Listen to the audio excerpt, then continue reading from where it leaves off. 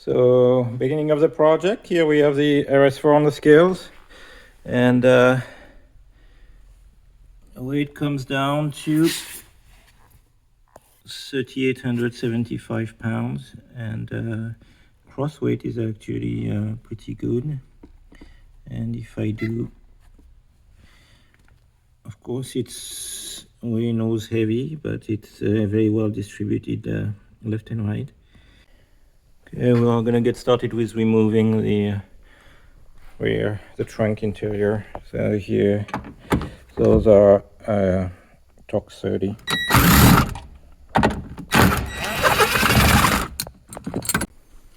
One of the great things when you take those old cars apart, you always find out a lot of stuff.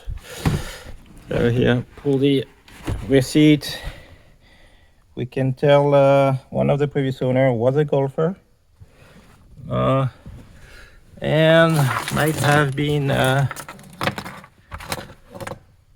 iPod owner.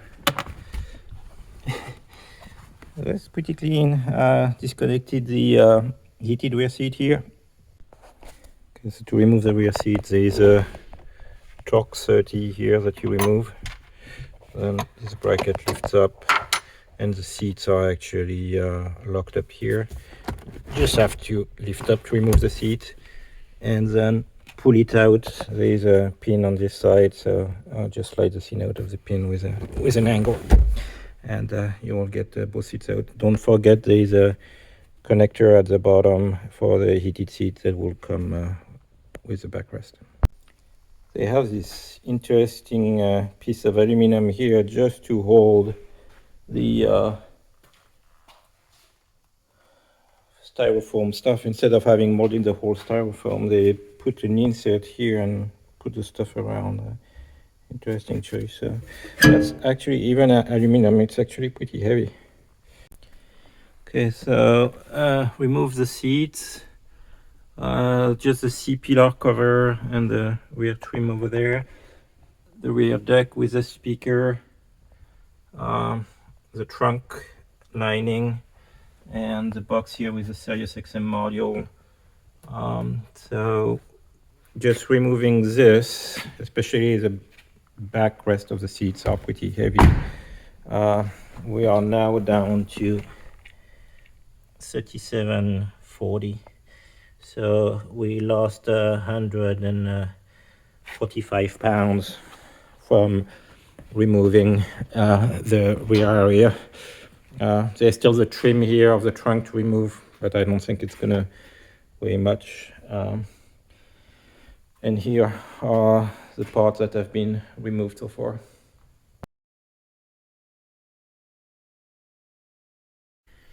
So this is the weight after removing the trim from the trunk and the rear seat belts. So pretty much everything has been removed from the rear except the airbags. That's after removing the front passenger seat. So those seats are pretty heavy. Well, after removing the trim, now we're gonna remove the airbag. So here we have interior removed. Just remove the front seats. I still have the roof, but I removed the airbags, the trim on the C pillar, B pillar, A pillar. So there's still the sunroof to come out and this, but otherwise carpet is gonna come next. Probably have to deal with the center console. And right now, in this configuration, we are down to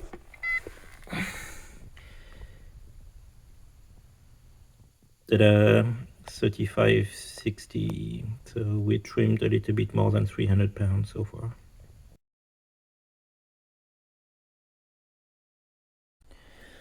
Well, got the roof liner down.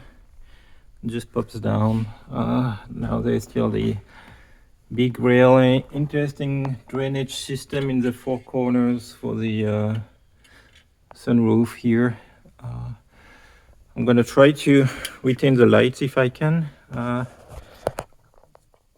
harness, I'm just gonna disconnect the the stuff from the sunroof here, but the rest would be nice to keep. And then we'll look at the sunroof next. Okay, so here I've removed the glove box and the passenger airbag. So it's gonna leave enough room here.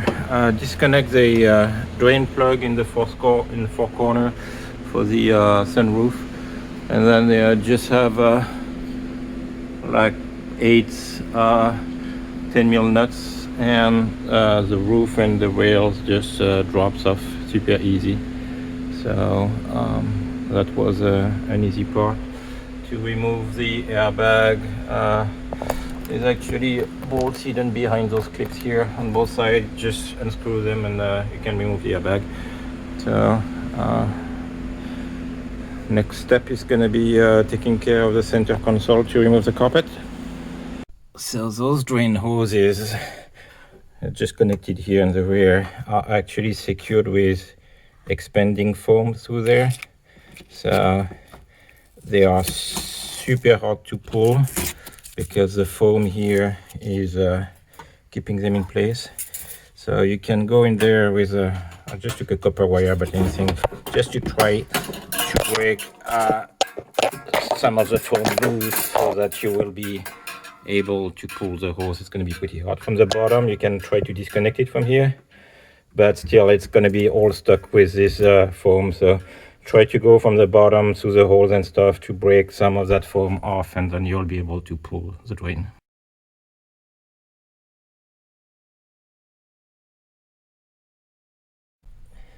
So this is the current weight with the sunroof removed. You can see fully removed, the airbags removed, glove box with the airbag on the passenger side, and the kick panel here. So now we're gonna get to removing the center console and the carpet. Okay, so now center console and carpets are removed. Remove the vents for the rear seats that were running on both sides. So here on the passenger side, we have this box here that is actually the Bluetooth control module. I removed the ABS control module, and there is another mystery box over there on the driver's side that we'll look at after. But for now, I'm gonna remove the Bluetooth stuff. So what we have on the driver's side here is a comfort control module that controls wipers, locking the doors, interior lighting, a bunch of stuff. So this one will have to stay because we need to be able to lock and lock the doors and use the wipers. But other than that, the Bluetooth control module is gone on the other side. And after that, I just have to remove the connectors for the seats that I'm not going to be using anymore. And that will be it for the biggest components to remove.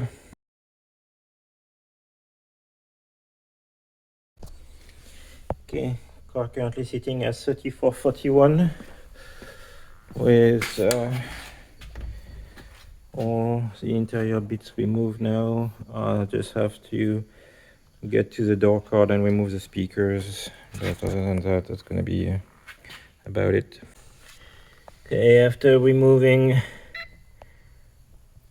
the rear door cards and the speakers, that's what we are at 3415. So here the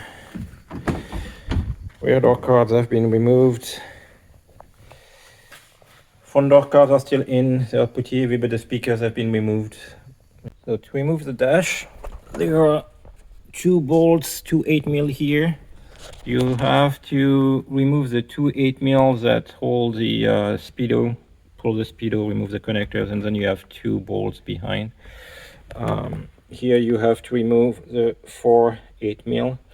The trim can stay. There are 2 more 8mm on the side here. You have to disconnect the vent here. Has 2 connectors. Same thing on the other side. You have to disconnect those. Here, just disconnect the back of the lights here all the trim can stay in place. Whole thing will pop at once. The last piece that is hard to get is this. So you have to pop first the sun sensor, and there is a bolt underneath. That's a T15 Torx that you will have to remove from here. Then you can pop the whole thing, and there are two more screws, T25, that are holding the speaker. It's almost impossible to get to the wire of the speaker, so it's easier to remove it from here, and then you can pop the whole dash out. So for the steering wheel, remove the original steering wheel, M12 triple square, and so to fit the hub, I'm using an SRK 180H energy hub.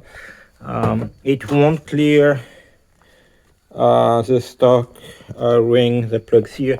If you look, there is a hole here for this connector, but actually this extended connector that goes to the wheel control doesn't fit through the hub, so you have to remove the 3 clips, pull this out, and then you can fit the hub. And then now I'm just gonna have to I'm like those Energy 2.5 quick releases, so I'm just gonna have to bolt that on here, and then we'll have this part bolted to the wheel, and we'll have our quick release installed. So here is the current status of the car with the removable steering wheel installed. That's my Reiki wheel that is on there for now. The seat mounts, planted seat mounts with Sparco seat mounts on one side here, and OMPs here with more adjustment, because we're going to be 2 drivers with different sizes. Margaret being shorter, she will need the seat higher, and me being a bit taller, I'll be lower, so we'll have more adjustment on those. Otherwise, pretty much everything has been removed from the interior now, and still have some sun dinning. I removed some sun dinning. We'll have to I still have some more to move the cables a bit out of the way, and then we'll also have to plan to do new anchoring points for the belts here on both sides. Not sure if we'll be able to reuse a stock mount for the outside here, or if we'll have to plate a new one down there. We'll see once we have the seats in place, how the angles look like. But yeah, here is the current status. It's going to be ready to go to the cage soon.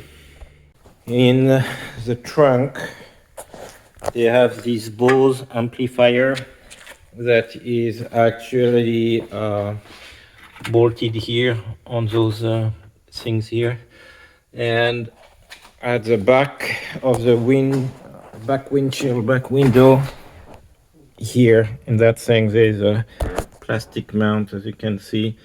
In here they clip,